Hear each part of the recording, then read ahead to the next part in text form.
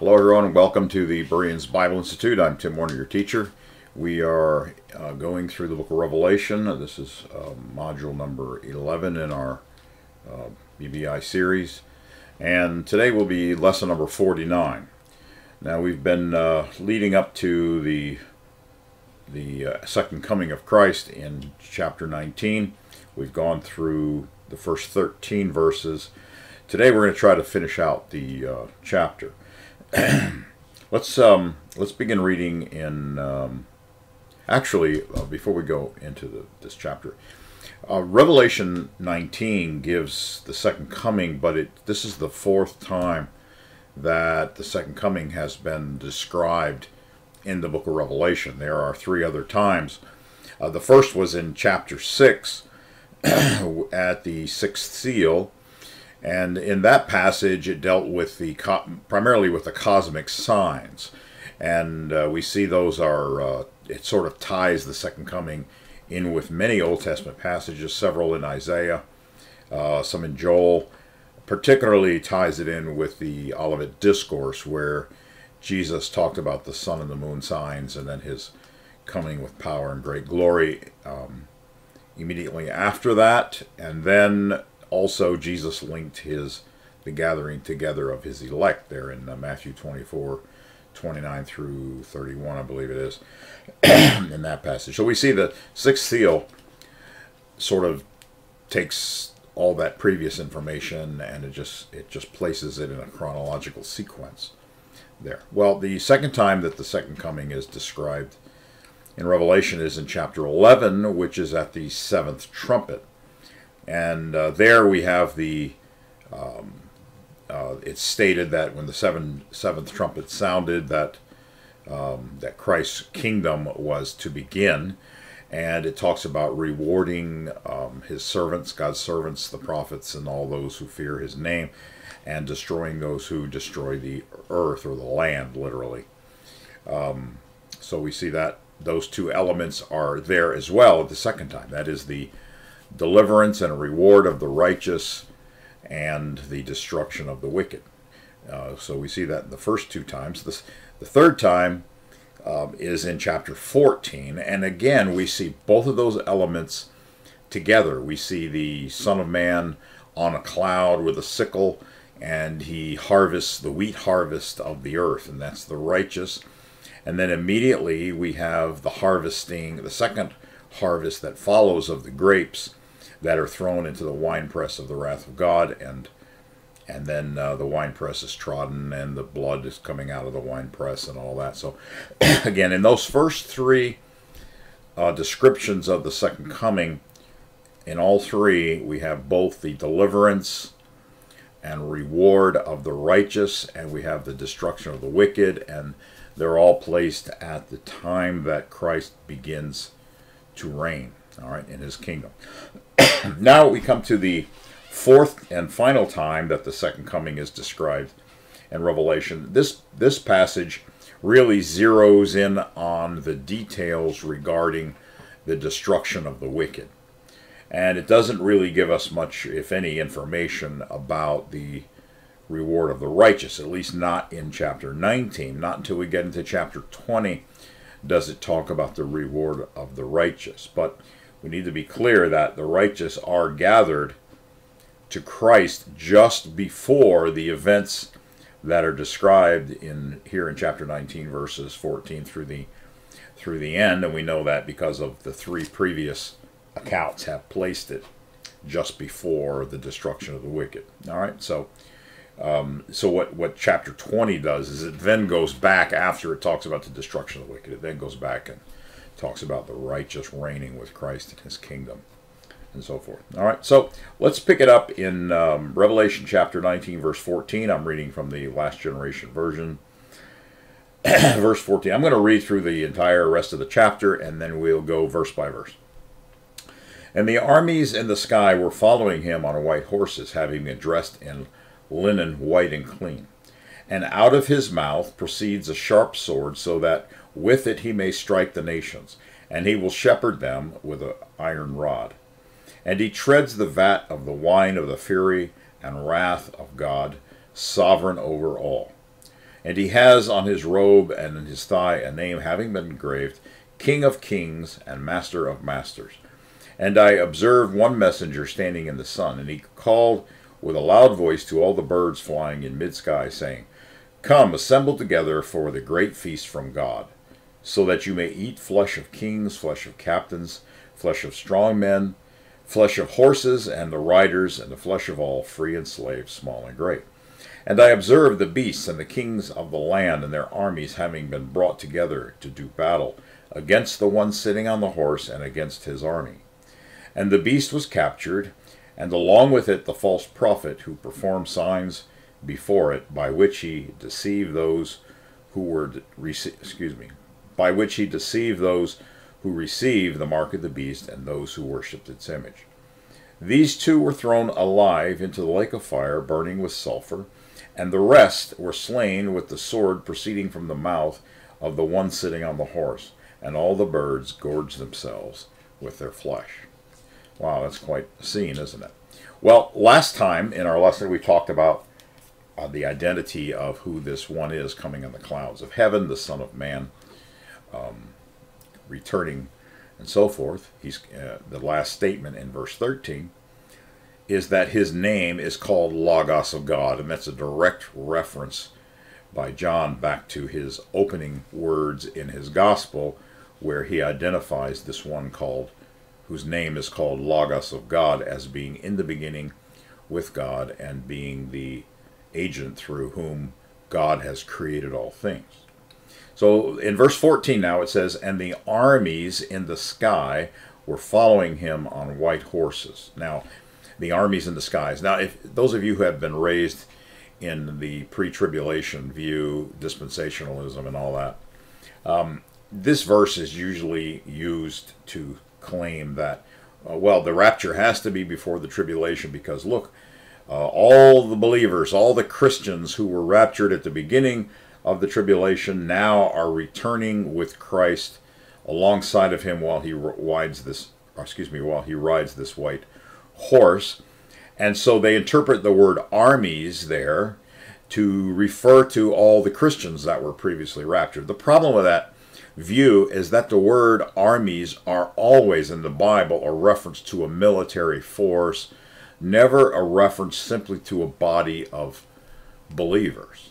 The believers are never called armies. We are never God's army in any sense. So when it says the armies, plural, in the sky or in heaven in most translations, were following him on white horses, we have to interpret that consistent with the rest of the scriptures. Well, the Bible is really clear in quite a few passages that it is the angelic armies that are going to attend Christ's second coming. Now, sometimes they're called holy ones. In the Greek text of the scriptures, the word that appears in some context, not this one is the word armies, which refers to military forces, but in some context, those that accompany Christ at his coming in power are referred to as holy ones. And the words holy ones, unfortunately, sometimes in the Bible refers to the holy angels, and other times it refers to the saints or the people of God. And because of that, it's incorrectly translated saints in some contexts because of the presuppositions of the translators of the Bible.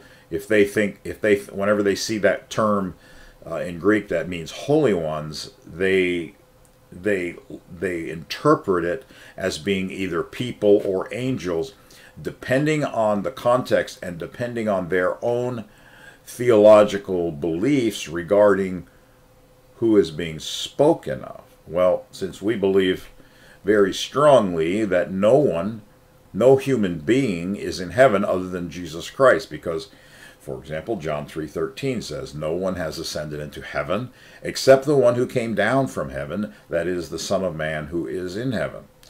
And John wrote that many years after Jesus' ascension, and he wrote it years after the other apostles had died and were in their graves, right? So if no one has ascended into heaven, then the apostles hadn't ascended into heaven. No one ascends into heaven. In fact, it's impossible for any human to go to heaven except Christ himself, who is seated at the right hand of the Father. All right, so anyway, this word armies, I want to show you 4 other passages of Scripture briefly. We got a lot to cover today, so I'm not going to spend a lot of time on this. But go to Zechariah chapter 14, please. Let's see here. Oops.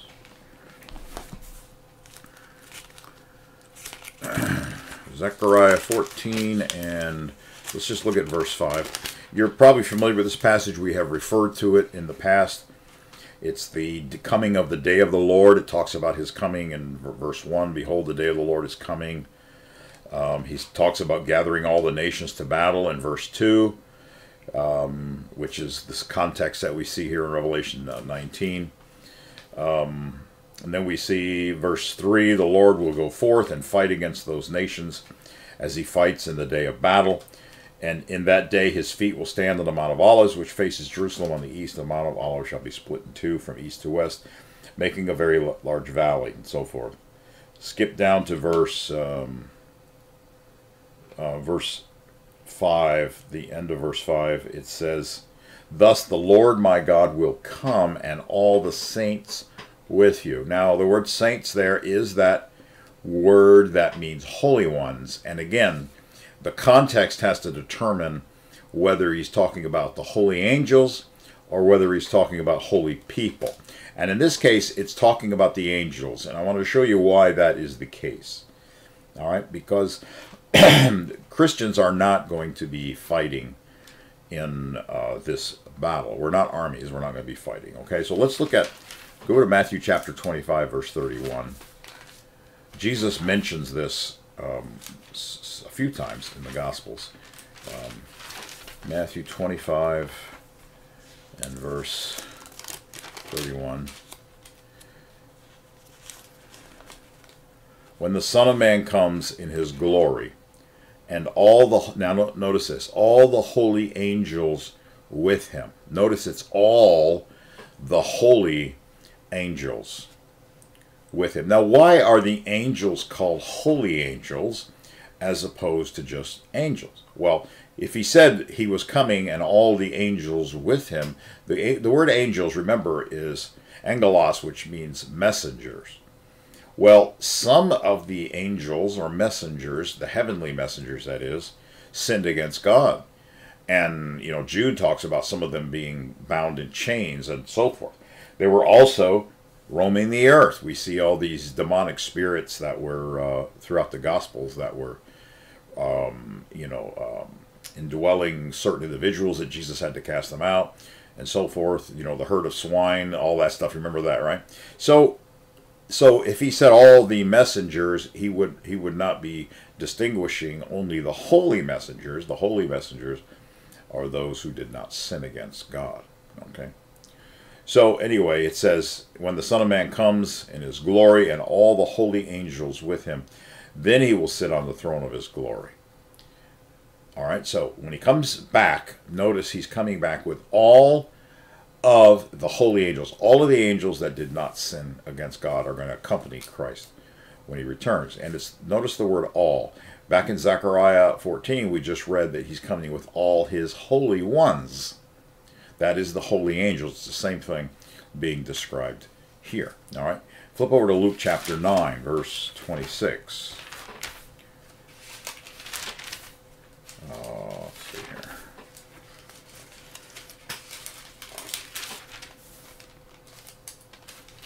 All right. Luke 9 and 26. For whoever is ashamed of me and my words, of him the Son of Man will be ashamed when he comes in his own glory and in the Father's and of the holy angels. All right, so all the angels are going to be present at his coming. It's a different statement by Jesus. Now, finally, the passage that Zechariah was actually referencing and quoting from, Paul quotes from, I have it backwards. Paul references that passage in Zechariah 14, he does this in 1 Thessalonians chapter 3. So let's go there for just a moment. All right. 1 Thessalonians. It's actually the last statement in chapter 3, I believe, if I remember correctly. Just give me a second here. All right. 1 Thessalonians 4. No, 3. 1 Thessalonians 3. Sorry, I got my pages sticking together on me. All right. Verse 13. So that he may establish your hearts blameless in holiness before God and the Father at the coming of our Lord Jesus Christ with all his holy ones. Again, this is with the holy angels. All right. Now, it says in this translation I'm reading here, the New King James, it says at the coming of our Lord Jesus Christ with all his saints. And that is because probably the translators were dispensationalists, or at least many of them were. And so they believe Christ is returning from heaven, and when he returns from heaven, he's going to bring all the ghosts of the dead Christians back with him, because, you know, their ghosts have been happily rejoicing in heaven. He's going to bring them back with him, and then they're going to re-enter their bodies and come up out of their graves, which really is rather silly if you think about it. All right, anyway, so it's the coming of Christ with his holy ones, that is the holy angels there. All right, now let's go back to the passage in Revelation 19. It says, the armies in the sky were following him on white horses, having been dressed in linen white and clean. Now, why are the angels wearing linen white and clean? Again, it's because these are the holy angels as opposed to the angels that sinned against God. So the white robes are, it says early in Revelation that, I think it was actually earlier in chapter 19, that the white robes represent righteousness or holiness. Okay, so here it represents the holiness of the angelic hosts, as well as the believers in the resurrection are going to be given white robes to wear also. All right, then it says, let's go back to the text, verse 15. And out of his mouth proceeds a sharp sword that he may strike the nations. All right, out of his mouth proceeds a sharp sword. Now, that doesn't mean, you know, these descriptions are talking about a real event, the second coming of Christ from heaven, but there are metaphors and allegories interwoven into the account. Okay, when Jesus returns from heaven on the sky, he's not literally going to be riding on an animal, a white horse. Okay, the white horse is used because that's how the Roman generals would return from battle or go into battle very often on a white horse, and they would lead a procession of their army on a white horse. And so that's the imagery that was in the minds of John's readers with regard to this sort of conquering military person. And so Christ is portrayed in that way as well. And also it says out of his mouth proceeds a sharp sword. He's not literally going to have a sword sticking out of his mouth, shooting, like little laser beams out of it or something like that. Why is it out of his mouth that the sword proceeds? Well, it's simply because Christ speaks the word. What is it that actually comes out of his mouth? He speaks the word of God, and then what happens? Something happens. Now, this is what we have seen all through the Gospels. A lot of people are under the mistaken idea that Jesus had superpowers himself, super divine powers, because he was supposedly God in the flesh. That they believe that Jesus is the second person of the Trinity, and so he always existed, and he's this divine being, and then he's just sort of disguising himself in a human body of flesh, but inside that body is this powerful divine person, God the Son, that is performing all these miracles and so forth. But when you read the Gospels carefully, Jesus repeatedly denied that he had any power at all to perform the miracles. And he always attributed his miracles to the Father doing the miracles through him. That is, he's the God's agent, and he did it. And not only that, what he said essentially was that the Father would tell him what to speak, and he would speak the words, and then the miracles would happen, but it was the Father who was performing the miracles. So what Christ was actually doing was simply showing the people what was going on behind the scenes. He was speaking words, but just as a man he spoke words, but being filled with the Spirit of God, or the breath of God. He was listening to the Father, and he was speaking the words that the Father told him to speak.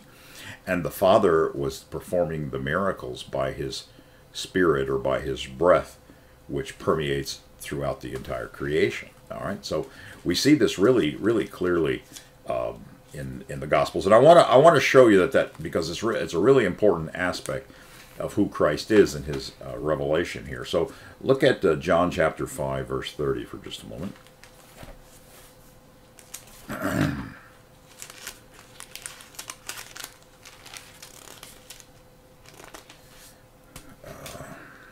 Unfortunately, I need glasses to read fine print here. All right, John 5, what did I say? 30. All right, he says, I can of myself do nothing. And literally what the Greek says is, I am powerless to do from myself not one thing. That's literally what it says. As I hear, I judge. Now, who is he hearing from? He's hearing from his Father. So he's listening keenly. The Father is speaking to him through the Holy Breath. And Jesus then speaks. He says, as I hear, I judge. And my judgment is righteous, because I do not seek my own, but the will of the Father who sent me. All right, now look at John chapter 12. Actually, he said this again in John 5, that I can not do anything by myself. Even when he talked about raising the dead, he said, I can't do it by myself. All right, go to John chapter 12 for just a moment. This is an important statement here. Verse 47. He says, if anyone hears my words and does not believe, I do not judge him. For I did not come to judge the world, but to save the world. He who rejects me and does not receive my words has him which judges him. The word that I have spoken will judge him in the last days. For I have not spoken on my own. Now, the New King James says on my own authority, but that's not in the original language. I have not spoken on my own, but the Father who sent me gave me command, what I should say and what I should speak. And I know that his command is everlasting. Therefore, whatever I speak, just as the Father has told me, so I speak. So Jesus is simply repeating what the Father is telling him to say. Right? Now go over to John chapter 14 and verse 10. He says, do you not believe that I am in the Father and the Father in me? The words that I speak to you, I do not speak on my own. But the Father who dwells in me does the works. Okay, so Jesus is saying that, yes, I'm saying these words, I'm speaking, miracles are happening, but I'm only speaking what the Father is telling me to say, and he's the one performing the works. He's the one doing the deeds. And that, in fact, back in John 5, the reason Jesus was saying that was because he was accused of breaking the Sabbath, because he spoke a word and someone was healed. He was accused of breaking the Sabbath, and Jesus says, hey, my Father is working, and so I'm working on the Sabbath. Because, if they were, in other words, what he's saying is, if you're accusing me, because he was saying, my Father's just telling me what to say, and I'm doing it, and he's performing the miracle. I'm not performing the miracle, so I'm not the one actually working on the Sabbath. It's my Father who's working on the Sabbath. So if you're going to accuse me, accuse my Father. That's essentially what Jesus was saying back there in John chapter 5, right? Now, let's go to Acts chapter 2:22. You see that the apostles in their preaching are very clear that Jesus himself was not doing these works merely as a man. All right, that the God, the Father, was performing the works through him. In Acts chapter 2, verse 22, Peter says in his first sermon, he says, "Men of Israel, hear these words, Jesus of Nazareth." Now notice he says, "a man attested by God to you by miracles, wonders, and signs." Now notice this, "which God did through him in your midst, as you yourselves also know." So who did the miracles and the signs and the wonders? Peter says God did those things. He simply used Jesus as a tool. He did them through him by having Christ simply speak the word, and then God himself did the deed, performed the miraculous deed. Okay. Now one more, and we'll be done with this topic. Go to Acts chapter 10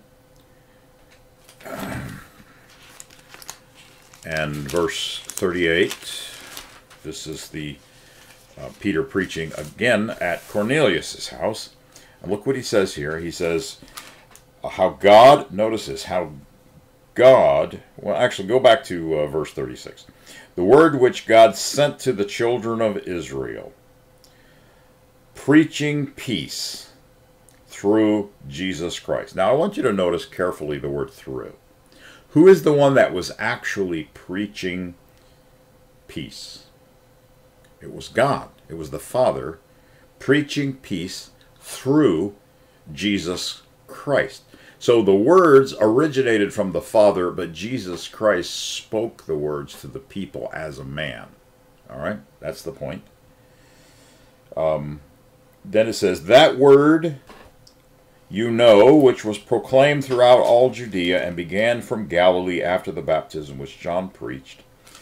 Now notice this, how God anointed Jesus of Nazareth with the Holy Spirit or holy breath. See, this is where the power comes from. The Holy Spirit or holy breath is simply, the Gospels use, or the Old Testament refers to the Holy Spirit synonymously with the hand of God or the finger of God. And, a hand or a finger we don't consider a hand or a finger of God to be another person, a second person that we call God. The hand or finger of God is an extension of God, and this is used synonymously with the Holy Spirit throughout the Scriptures. And Jesus, in fact, even in one instance, he said that I cast out demons by the finger of God. And then in a parallel passage in one of the other Gospels, he said, I cast out demons by the Spirit or breath of God. So again, he's equating the Spirit of God with the breath of God. I'm sorry, the breath of God with the finger of God. Again, using this terminology from the Old Testament. What is clear is that the power, the source of power, was from the holy breath of God, which is an extension of the Father himself, which is why Jesus can say, the Father is the one doing the works. If the Trinity was true, he'd have to say, the Holy Ghost, the third person of the Trinity, is the one doing the works. It gets all confused when you have the wrong view of who the Father, the Son, and the Holy Spirit or holy breath, or what the holy breath actually is. All right. Anyway, he says how God anointed Jesus of Nazareth with the holy breath and with power. So whose power is it? It's God's power. Who went about doing good and healing all who were oppressed with the devil, or by the devil, for God was with him. That is, the source is God. The source of the power is God. And even Nicodemus recognized this when he came to Jesus in John 3, and he says, we know that you are a teacher sent from God, because no one can do these miracles unless God is with him. In other words, God is the one who is actually providing the power. God is the one who is healing. Jesus didn't heal anyone. God healed. by his breath, a limited expression of God reaching into the creation. Jesus simply spoke the words that the Father told him to speak, and these things occurred.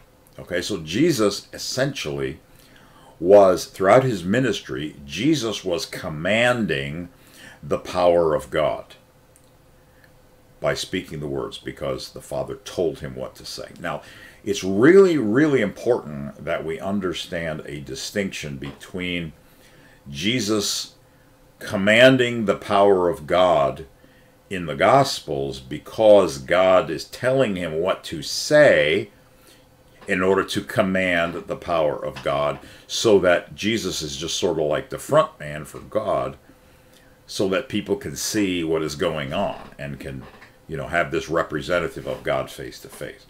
The difference when he returns is that the authority to judge, the authority to speak, the authority to command the full power of God, now at the second coming is given to the Son.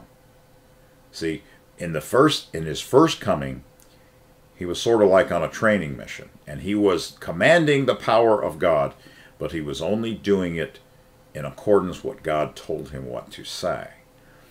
In his second coming, and in the kingdom, he is still going to be commanding the full power of God, except the Father has turned over all judgment to the Son, so that the Son will decide how the power of God is going to be used, and the Father will not make those decisions. He has turned that authority over to the Son. All right, and this is a really important point, because God is, the word God in the Scripture literally means sovereign over all. Okay, God is the final authority. God is the authority because he created everything. So he's obviously more powerful than everything. And he has the right to rule everything because he created everything. But God is going to delegate his authority to make decisions with regard to humanity. He's going to delegate all of his authority to his Son in the kingdom. And so in the kingdom, the Son is going to be God. The Son is going to be sovereign over all, because the Father delegates that to him. All right, we'll see that. You could see that actually in 1 Corinthians chapter 15 if you read that passage carefully. All right. Let's go to Psalm chapter 45. I want to show you about this whole thing about Christ becoming God in the kingdom. Psalm 45.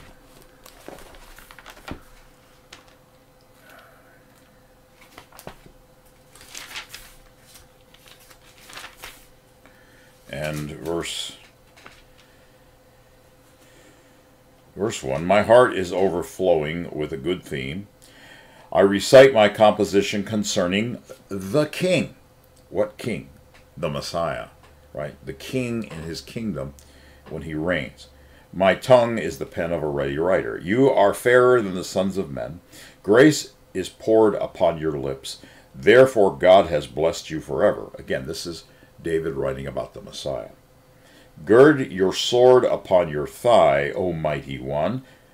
By the way, O mighty one, that's a phrase, that's a name that's used for Christ in Isaiah 7:14. Actually, he's called the mighty God. Okay, he's the mighty one, and he's also called God because he becomes the mighty God in the kingdom. With your glory and your majesty, and in your majesty ride prosperously because of truth, humility, and righteousness. And your right hand shall teach you awesome things. Your arrows are sharp in the heart of the king's enemies. The peoples fall under you. Your throne, O God, is forever and ever. A scepter. Now he's calling the Son, he's calling the Messiah God in this passage. And we know that he's calling the Messiah God in this passage because Paul quotes this in Hebrews chapter 1, verses 8 and 9. He says, unto the Son he said, quote, your throne, O God, is forever and ever. He quotes this passage. All right? All right, so it says, a scepter of righteousness is the scepter of your kingdom. You love righteousness and hate wickedness. Therefore, God, your God. Okay, so he calls him God, and then he says, God, your God. That is, you are God, but you have a God over you. That's the Father. Therefore, God, your God, has anointed you with the oil of gladness more than your companions. Why companions? Because the Son of God emptied himself to become Son of Man. So now his companions is all of humanity. All right? All right. All your garments... all right, that's far enough on that one. Okay, look at Isaiah chapter 11.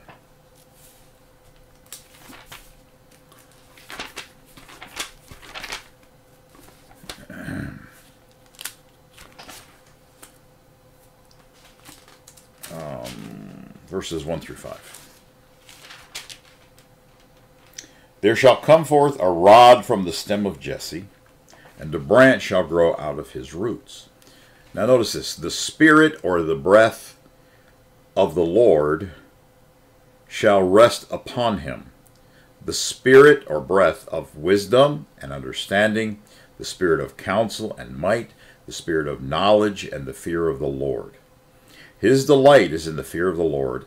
He shall not judge by the sight of his eyes, nor decide by the hearing of his ears. Now, what does that mean? Well, see, normally a king or a judge would listen to testimony and observe what's being presented to him, and based on his experience and his wisdom and his, of course, assuming that what's being told him is true, or using his own judgment to maybe discern whether he's being lied to by this witness or being lied to by that witness as to who's telling the truth, then he would make a judgment.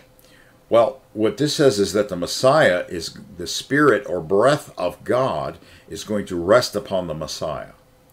And because of the breath of God resting on him, that is the breath of wisdom and understanding and counsel and might and knowledge and fear of the Lord. So he has supernatural ability to discern and understanding because of the breath of God that he is going to be completely filled with, and also commanding that no one is going to be able to lie to him or to deceive him, because he is going to be able to see right into their motives and into their hearts, and he's going to be able to judge righteously, because there's not going to be any deception that is going to prevail in his presence. So what we see here, this is really interesting when you compare it to the Gospels, because in the Gospels the Father is simply telling him what to say.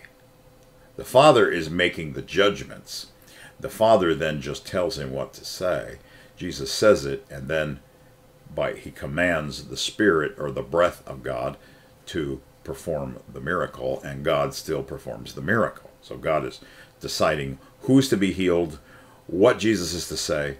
Jesus is just simply repeating these words. In the kingdom, things are different. In the kingdom, the holy breath of God that Jesus will possess, the Messiah will possess something unique in all its fullness. He will possess the holy breath of God, which will reveal to him the hearts, the motives, all the intentions, all these things, so that he then, based on his own authority that the Father has given him, then can take all the information and make proper judgments based upon it. But it will be his judgment, and because it's his authority now, the Son's authority, and the Son's judgment, this is why the Son is called God in reference to his kingdom. See, back there in Psalm 45, when it said, David says, "Your throne, O God." Notice throne, O God, is forever.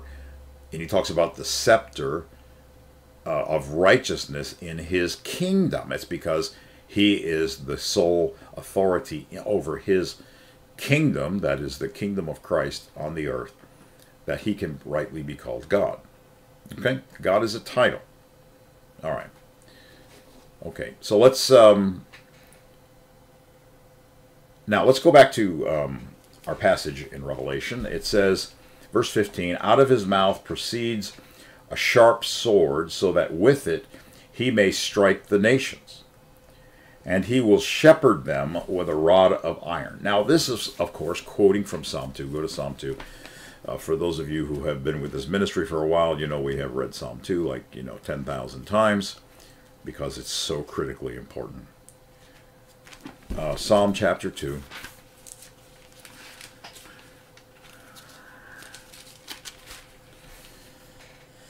Why do the nations rage and the people plot a vain thing? The kings of the earth set themselves, and the rulers take counsel together against the Lord and against his anointed, or Christos, or Christ, saying, let us break their bonds. Notice it's plural, their bonds, in pieces, and cast away their cords from us. Did you notice that he doesn't say, let us break the bonds of the Trinity, of the Father, the Son, and the Holy Ghost. That's three persons. No, he said, let us break their bonds of two, not one, not two. I'm sorry, not one, not three, of two. Let us break the bonds of the Lord and his Christ, his anointed one. All right, saying, okay, but down to verse 4. He who sits in the heavens shall laugh. The Lord shall hold them in derision. He shall speak to them in his wrath and distress them in his deep displeasure. Yet, now notice this, and this is where the authority is transferred, the sole sovereignty is transferred from the Father to the Son. I have set my king on my holy hill of Zion. I will, and now this is the words of Christ, beginning in verse 7. I will declare the decree. The Lord has said to me, quote, you are my son. Today I have begotten you. And remember, what is he saying? He's saying what the Father had said to him at the beginning. The Lord said to me previously, you are my son. Today I have begotten you.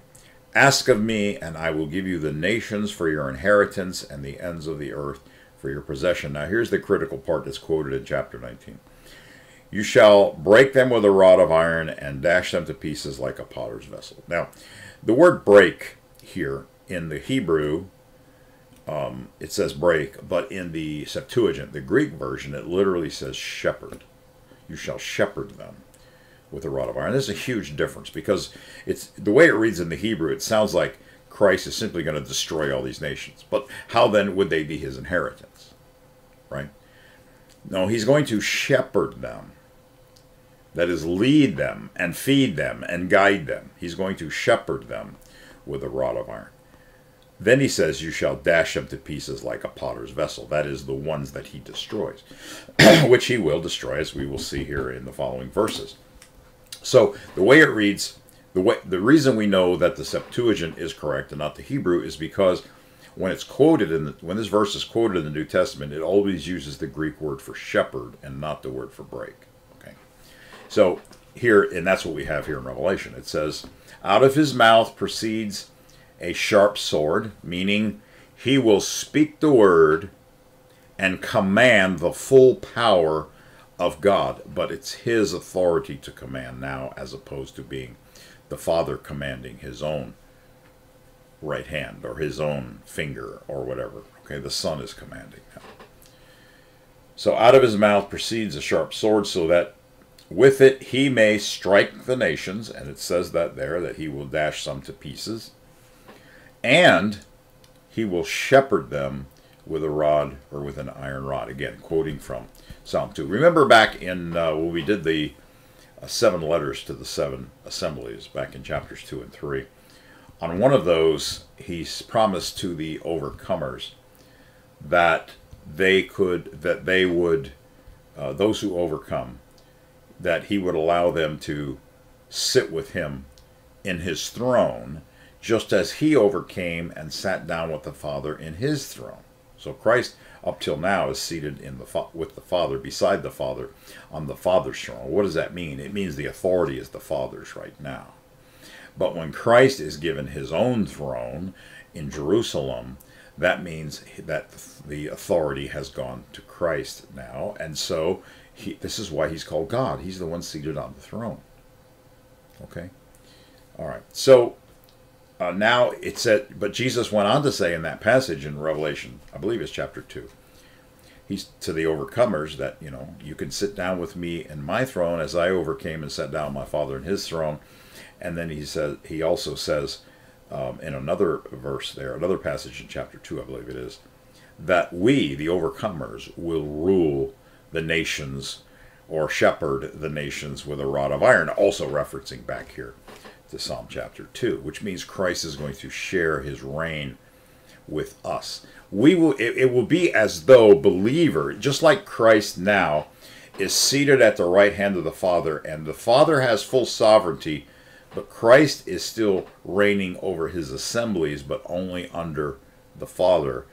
In the kingdom, Christ is going to be the sole sovereign, and believers are going to be as though we are seated beside Christ at his right hand, not having the sovereignty, but carrying out God's wishes, or the Son's wishes and the Son's decisions in his kingdom as we rule and reign with Christ. We get our instructions from Christ, and then we carry them out, just as during Christ's earthly mission, he got his instruction from the Father, and then now seated at the Father's right hand, he's still under the Father's authority, but that is about to change very soon when the Father hands over full sovereignty to his Son, because his Son has been tested and has overcome, which is part of the reason for Jesus' temptation, part of the reason why the Father gave him the opportunity to back out of the crucifixion at the very end, but Christ chose to go through with it, right? So he overcame. All right, so let's move along now. Now, the next statement here in verse 15, it says, and he treads the vat of the wine of the fury and wrath of God, sovereign over all. Okay, so Christ is punishing. Christ will be punishing these nations because of the wrath of God. All right, this is, of course, a reference back to Joel chapter 2. Let's go back there for just a moment. I'm sorry, Joel chapter 3 it is, not 2.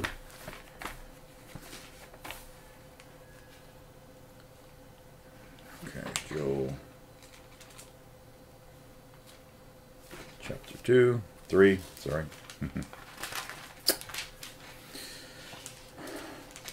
Verse 9, proclaim this among the nations, prepare war. Wake up the mighty men, let all the men of war draw near, let them come up, beat their plowshares into swords, their pruning hooks into spears, let them say, the weak say I'm strong. Assemble and come, all you nations, and gather together all around. And that's what we saw back in Revelation 16 when it talks about that there are these frogs that go out of the mouth of the beast and the false prophet.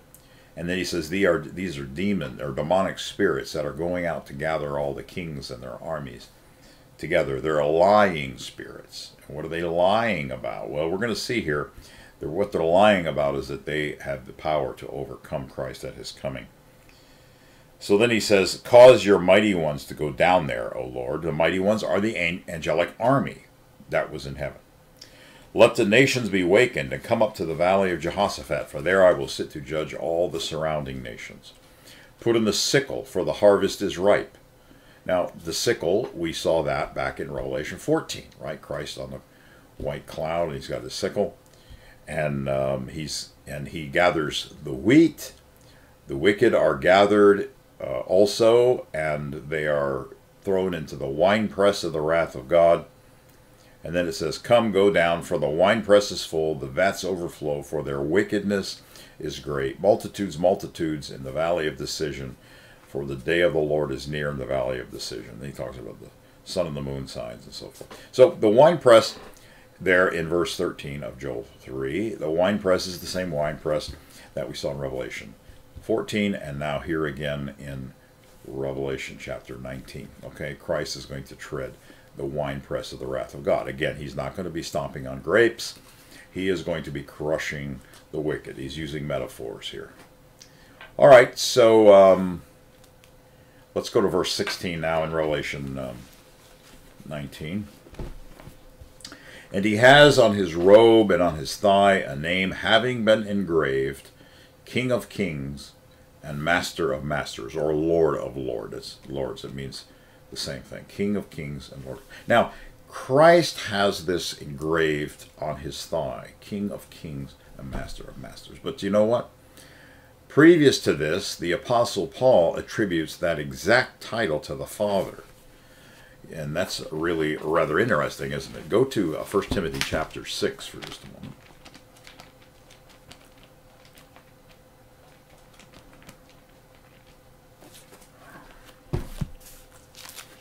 All right, 1 Timothy 6, and look at verse. Go back to verse 12, because I want you to see this in its context. He says, "Fight the good fight of faith, lay hold on eternal life, to which you were called, and have confessed the good confession in the presence of many witnesses. I urge you in the sight of God," this is the Father, "who gives life to all things." Now, it's the Father who gave life to all things. It's the Father who even gave life to his only begotten Son. So I urge you in the sight of God who gives life to all things, and before Christ Jesus, who witnessed the good confession before Pontius Pilate. So he's giving charge to believers before two witnesses: God the Father, the source of all life, and secondly, Jesus Christ, who was faithful even unto death. Then he says, "that you keep this commandment without spot, blameless, until our Lord Jesus Christ's appearing, which he," that is Jesus Christ, "will manifest in his own time, who is the blessed and only potentate, the King of Kings and Lord of Lords." Now, this is talking about the Father.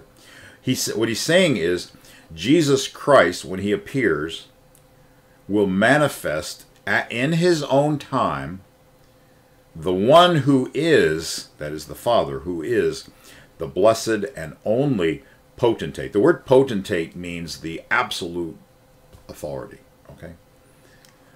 The King of Kings and Lord of Lords. So he's calling the Father here King of Kings and Lord of Lords, because Christ eventually is going to show us the Father. All right. All right, who alone, that is the King of Kings and Lord of Lords, who alone has immortality. If you thought that this was talking about Christ being King of Kings and Lord of Lords, the next verse makes it very clear he's talking about the Father. The King of Kings and Lord of Lords, who alone has immortality, dwelling in unapproachable light, whom no man has seen nor can see. Now, obviously, many people saw Christ. So he's clearly talking about the Father, to whom be glory and everlasting power. Amen. So the Father is called, in this passage by Paul, the blessed and only potentate, that is the absolute authority. He's called the King of Kings and Lord of Lords, or the King of Kings and Master of Masters. Now, Paul wrote this, obviously, after Christ's ascension to the right hand of the Father, but the Father alone is the King of Kings and Lord of Lords now. However, when Christ returns, that title, that very same title, is emblazoned on Christ's thighs. Look what it says here in Revelation chapter 19 and verse 16. "And he has on his robe and on his thigh a name having been engraved, King of Kings and Master of Masters." What does that mean? Why is the Father called that and now the Son is called that? Because the authority to reign and to make all the decisions and to command the full power of God Almighty by means of the Holy Breath has been delivered to the Son. All right. Verse 17.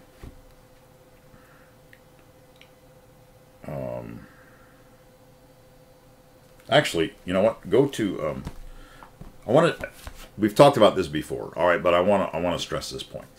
Do you remember back when we were going through the seals and we talked about the scene where when the seals are about to be opened, we have all these elders are seated on thrones, and there's the scroll brought out, and who's worthy to open the scroll, and the Lamb is pronounced to be worthy to open the scroll, so he begins to open the scrolls.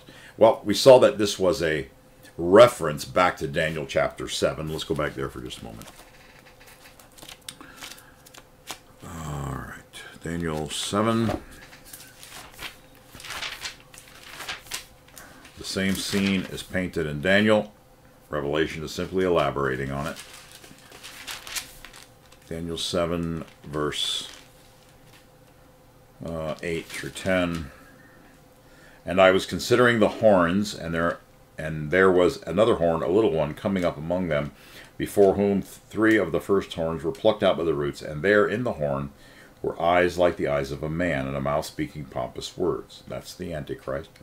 Then I watched until thrones were put in place. So while this Antichrist begins speaking words, pompous words, there are thrones being put in place. This is in the sky. Just like John sort of sees things occurring in heaven and things occurring on the earth, sort of back and forth. His scene keeps changing. We see this in Daniel as well. I watched till thrones were put in place, and the Ancient of Days was seated. His garment was white as snow, and the hair of his head was pure, like pure wool. His throne was a fiery flame, and its wheels a burning fire. A fiery stream issued and came forth from before him, and thousands ministered to him. That's the angelic hosts. 10,000 times 10,000 stood before him. The court was seated. So now we know why the thrones were put in place. This is a courtroom. The court was seated, and the books were opened. Now go down to 13. I was watching in the night visions, and behold, one like the Son of Man, coming with the clouds of heaven. He came to the Ancient of Days. Now we know who the one coming like the Son of Man is. It's Christ. That's repeated in the Gospels. Then, now notice this, verse 14. Then to him was given dominion and glory and a kingdom, that all peoples, nations, and languages should serve him.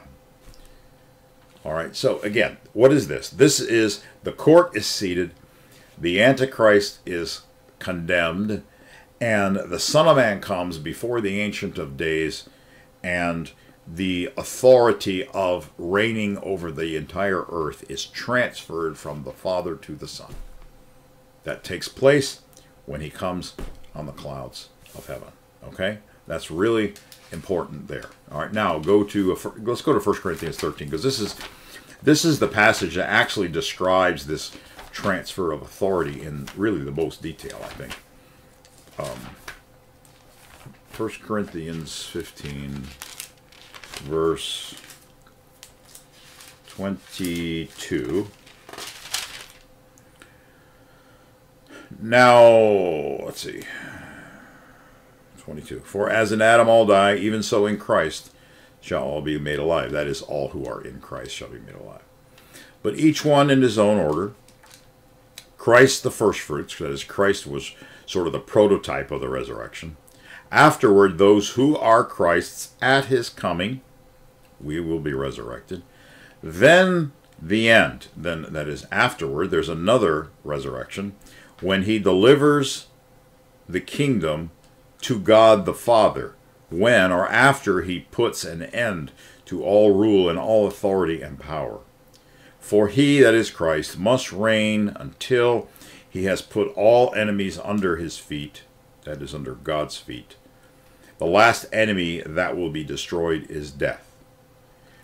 For this, quote, and now he begins to quote from, I believe it's Psalm 110 there. He has put all things under his feet.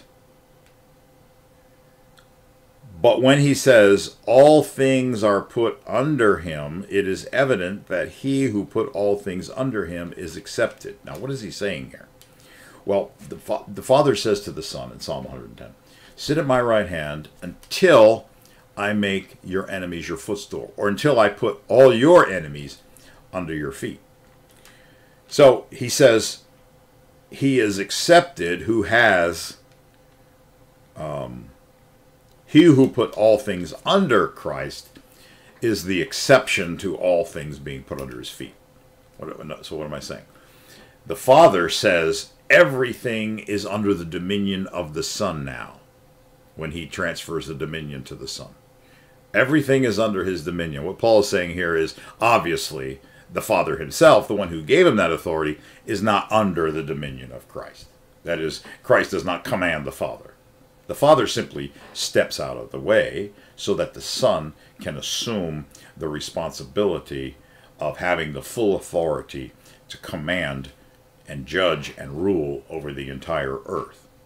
All right, that's what's taking place here. But then he says, now when all things are made subject to him, then the Son himself will also be subject to him who put all things under him, that God may be all in all. So what's it saying? After Christ reigns for 1,000 years, and then there's that final battle at the end, which we will see described in Revelation 20.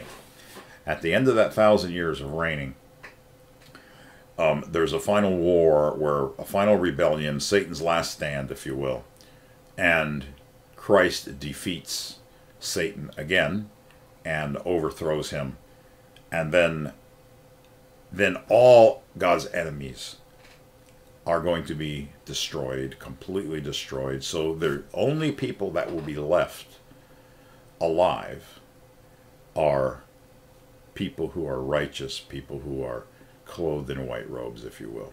Okay, that's all that's going to be left. The rest are going to be completely destroyed. Now, once that happens, Paul says, when all things are made subject to him, that is, everything is is willingly subject to God's full authority, then he says, then the Son himself will also be subject to him who put all things under him. That is the Father. So the Son right now is subject to the Father. He is under the authority of the Father. When he returns and he takes command of the kingdom, then he has full authority, absolute full authority. He doesn't have to listen to what the Father says. The Father's not going to tell him what to do or what to say or how to command the full power of God. God is going to fully entrust that to his Son. And his Son is going to command the power of God without God's exercising his own authority. And the Son is going to do it all by his own authority. Okay, see, all this has to do with that sword coming out of his mouth, because now he is speaking and his enemies are being destroyed by the power of God, but the decisions are entirely up to the Son. All right, but after the kingdom, the Son is going to be subject to the Father again. And then it says, then God will be all in all. All right, okay. So let's go to, we're almost done here. Let's actually, verse 17, Revelation 19, verse 17. He says, and I observed one messenger standing in the sun, and he called with a loud voice to all the birds flying in midair, saying, come assemble together for the great feast from God, so that you may eat flesh of kings, flesh of captains, flesh of strong men, flesh of horses, and their riders, the flesh of all, free and slave, small and great. Now, this invitation to all the vultures or the buzzards to come and consume, because there's going to be this enormous slaughter of all these armies and so forth. So he invites the vultures ahead of time to gather there, because there's going to be so much food for them. There's going to be so much to clean up. And that's what the vultures do, is they clean up, right? They clean up the carnage, right? So they're going to be, he's calling for them to do that. But this is not something that is unique to this one incident. You know, a lot of people, when they read this passage, oh, all the vultures are coming to consume the flesh, and then they go back and they read Ezekiel 38 and 39, which talks about the Gog-Magog war. And in that passage, in Ezekiel 39, it talks about calling the vultures to come and consume the bodies as well. And so then, because of that, they say, oh, Revelation is talking about the Gog-Magog war. No, it's not. Because it's not an uncommon thing to call the vultures to clean up the mess. All right, we see this has happened repeatedly in the past. In fact, if you want to jot these down, if you want to check me out on this, jot down these references in Jeremiah 7:31, Jeremiah 16:4, Jeremiah 19:7, Jeremiah 34:15. In all those instances, the prophet Jeremiah prophesies for the vultures to come and gather together because Nebuchadnezzar, God was sending Nebuchadnezzar to Jerusalem to destroy Jerusalem, and there was going to be a lot of corpses left over, and the vultures are invited to come and eat the corpses there as well, and that occurred, a long, long time ago. All right. Now, again, in Ezekiel 29, verse 5, in Ezekiel 32, verse 4, it describes God calling the vultures together again for another battle, and this was the prophecy against Egypt when Ezekiel prophesied that God was going to send Nebuchadnezzar down to destroy and overthrow Pharaoh, king of Egypt, and Pharaoh's armies were going to be destroyed, and so the vultures were invited to come and eat the flesh of kings and all that, the same thing there as well. So when we see this same kind of thing in Ezekiel 39, where it talks about the Gog-Magog war as God inviting the vultures, it's nothing unusual. All right. Whenever the scripture is prophesying of a massive battle that because God is going to send an army to defeat God's enemies, whether it is him using Nebuchadnezzar to do it or using some other nation to do it, he did the same thing with the Romans. It doesn't specifically use that language, but when he sent the Romans to destroy Jerusalem as well, there was all the buzzards that came and consumed the bodies. All right. So don't make the mistake of thinking that, well, because it uses that language here at the Battle of Armageddon and also at the Gog-Magog war, that these are the same battle. They're not. Ezekiel 38 and 39 deals with what happens at the end of the millennium, and we'll be reading about that actually in Revelation 20, and we'll be looking probably at Ezekiel 38 and 39 also. Okay, so don't get that all confused. Now, another major point I want to make was in verse 19 here. It says, I observed the beast and the kings of the land and their armies having been brought together. Now notice this, to do battle against the one sitting on the horse and against his army. Having been brought together to do battle. What that means is that when they gather together for battle, they are intentionally coming to do battle against Christ. He says against the one sitting on the horse and against his army. So this tells us very clearly that when the beast, those unclean spirits in chapter 16 of Revelation, those unclean spirits that go out to lying spirits to gather the kings of the earth for the final battle, that they're telling lies and deception, and that what that leads to is they're gathering together in order to defeat Christ at his return. So they're not stupid. So they obviously believe that they can defeat Christ at his return, but they are intentionally coming to overthrow Christ at his return. Wow, talk about bold. No wonder Psalm 2 says, why do the nations rage and the people plot a vain thing? The kings of the earth set themselves up, take counsel against the Lord and against his Christ, saying, let us cast their bonds asunder and throw their cords from us. We're going to defeat God's Christ, God's anointed one, at his second coming. And it says, he who sits in the heavens shall laugh. What a pathetic little mistake these guys are making. Right? All right, so anyway, let's go down to verse 20. And the beast was captured, and along with it the false prophet, who performed signs before it, by which he deceived those who receive the mark of the beast and who worship his image.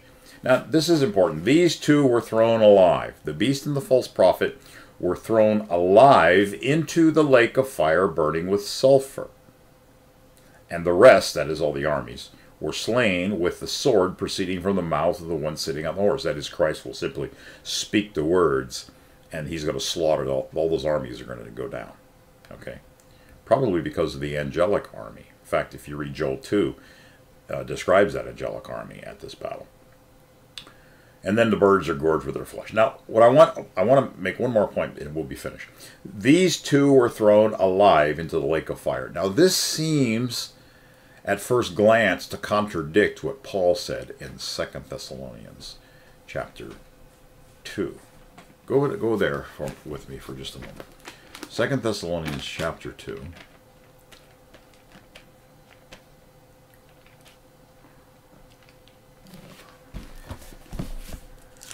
All right, verse.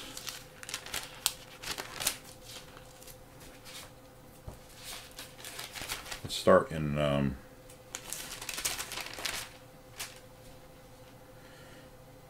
verse 1. Now, brethren, concerning the coming of our Lord Jesus Christ and our gathering together to him, we ask you not to be soon shaken in mind or troubled, either by spirit or by word or by letter, as if from us, as though the day of Christ has come or is at hand, is the correct reading. That's what's in the King James Version. Let no one deceive you by any means, for that day will not come unless the falling away comes first and the man of sin is revealed. That's the first beast. Who opposes and exalts himself above all that is called God or that is worshipped, so that he sits as God in the temple of God, showing himself that he is God. Now, he's not claiming to be Yahweh. He's claiming to be the supreme authority, which is what the meaning of the word God is. Do you not remember that when I was still with you, I told you these things, and now you know what is restraining, that he may be revealed in his own time. Verse 8, Then the lawless one will be revealed, that's the Antichrist, now notice this, whom the Lord will consume with the breath of his mouth and destroy with the brightness of his coming. Now, if it says he's going to consume him with the breath of his mouth and destroy him with the brightness of his coming, how is it that Revelation says that he's cast alive into the lake of fire, burning with fire? How is that possible? Well, the way that it is possible is if Christ himself ignites the lake of fire. That is, if he with his mouth speaks and the lake of fire bursts into flames. All right? Now, keep your finger here for a second. Go back to Isaiah 66 for just a minute.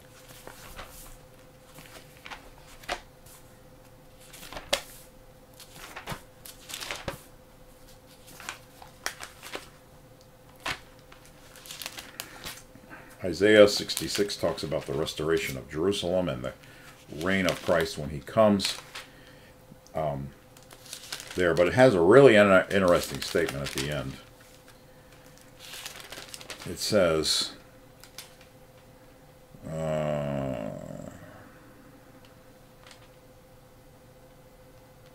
me see, I think I have the wrong verse here, just a second.